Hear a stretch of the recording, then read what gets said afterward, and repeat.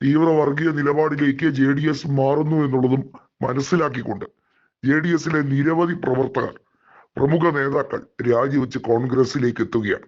നമുക്കറിയാം JDSൽ നിന്നും തന്നെയാണ് കർണാടകയുടെ മുൻ മുഖ്യമന്ത്രിയായ സിദ്ധരാമയ്യ പോലും കോൺഗ്രസിൽ വർഷങ്ങൾക്ക് മുമ്പ് എത്തിച്ചേർന്നത്.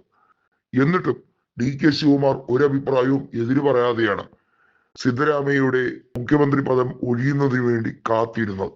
ഇപ്പോൾ DK ബാറ്റൺ കയ്യിൽ ഏന്തി മുന്നിൽ നിന്ന് കോൺഗ്രസ് പ്രസ്ഥാനത്തെയും കോൺഗ്രസിന്റെ കർണാടകയുടെ ഭാവിയെയും നയിക്കുമ്പോൾ JDSന് ആകുലതയുണ്ട്.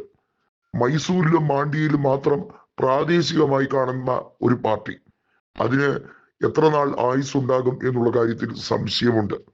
കുമാരസ്വാമി അല്ലാതെ JDSൽ മറ്റൊരാൾ നിന്ന് ജയിക്കാനുള്ള സാധ്യത പോലും ഇപ്പോൾ വിരളമാണ്. പ്രജ്വൽ രേവണ്ണയുടെ വിഷയം, ലൈംഗിക വിഷയവുമായി ബന്ധപ്പെട്ട ഏറ്റവും ശക്തമായ ആരോപണം നിലനിൽക്കുമ്പോൾ തന്നെ DK ശിവകുമാർ JDSനെ ഞെരിഞ്ഞ് അമർത്തുകയാണ് എന്നുള്ളത് വ്യക്തം. JDSന് ഇനി ഭാവിയില്ല. BJPയുടെ B ടീമായി നിൽക്കാനാണ് ശ്രമമെങ്കിൽ BJPക്ക് ഉള്ള സീറ്റ് കൂടി നഷ്ടമാകുന്ന സാഹചര്യം. അതായത് കർണാടകയിൽ നമുക്കറിയാം, നേരത്തെ MLC തെരഞ്ഞെടുപ്പിൽ ഉൾപ്പെടെ ദേശീയ തലത്തിൽ ഉള്ള രീതികളിൽ നിന്ന് വിഭിന്നമായി കോൺഗ്രസിന് ഗ്രിപ്പ് കിട്ടിയ മേഖലയാണ്. കർണാടകയിൽ കോൺഗ്രസിനെ സംബന്ധിച്ചിടത്തോളം DK ഉള്ളിടത്തോളം കാലം ഒരു ആകുലതയ്ക്കും വകയില്ല. അതുമാത്രമല്ല, തുടർഭരണം ഉണ്ടാക്കിയെടുക്കാൻ DKയോളം മികവാർന്ന ഒരു നേതാവ് ദക്ഷിണേന്ത്യയിൽ ഉണ്ടോ എന്നുള്ളതും സംശയമാണ്.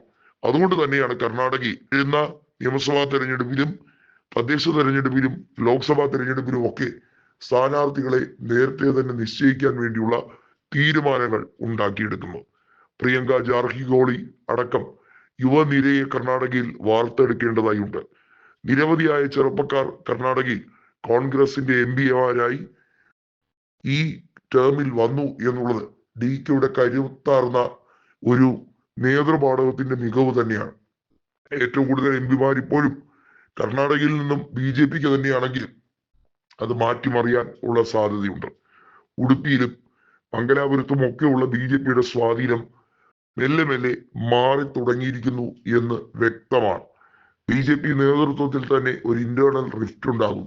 ബസവരാജ് ബൊമ്മയെ അംഗീകരിക്കാത്തവരും സിദ്ധരാമയ്യയുടെ കൂടെ JDSൽ നിന്നും കോൺഗ്രസിലേക്ക് വരാൻ താല്പര്യപ്പെടുന്നവരുടെയും എണ്ണം കൃത്യമായി നമുക്ക് നോക്കിയാൽ മനസ്സിലാകും.